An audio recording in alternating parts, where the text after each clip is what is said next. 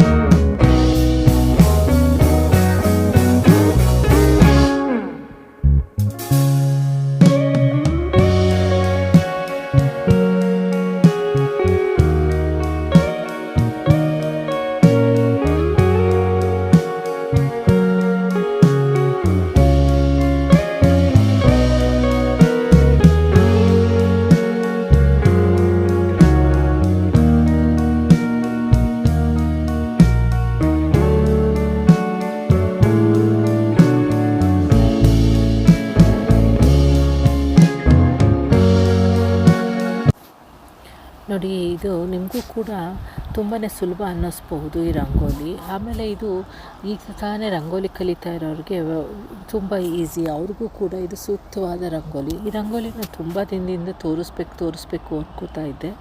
ಅದು ಈಗ ಕಾಲ ಕೂಡ ಬಂತು ಅನಿಸುತ್ತೆ. ಯಾಕೆ ಅಂತಂದರೆ ನನಗೂ ಸ್ವಲ್ಪ ಟೈಮು ಕನ್ಸ್ಟೆಂಟ್ ಆಗಿರೋದ್ರಿಂದ ಈ ಸಣ್ಣ ರಂಗೋಲಿಗಳನ್ನ ತೋರಿಸೋಣ ಅಂತ ಅನ್ನಿಸ್ತು. ಆಮೇಲೆ ಇದು ದಿನನಿತ್ಯ ಬಿಡಿಸೋದಕ್ಕೂ ತುಂಬಾ ಸೂಕ್ತ ರಂಗೋಲಿ. ಹಾಗಂತ ಹೇಳ್ತಾ ಇವತ್ತೊಂದು ಈ ಡಿಸೈನ್ ಇಲ್ಲಿಗೆ ಮುಗಿಸೋಣ. ನಾಳೆ ಮತ್ತೊಂದು ಡಿಸೈನ್ ಜೊತೆ ಸಿಗ್ತೀನಿ. ಅಲ್ಲಿವರೆಗೂ ಬಾಯ್.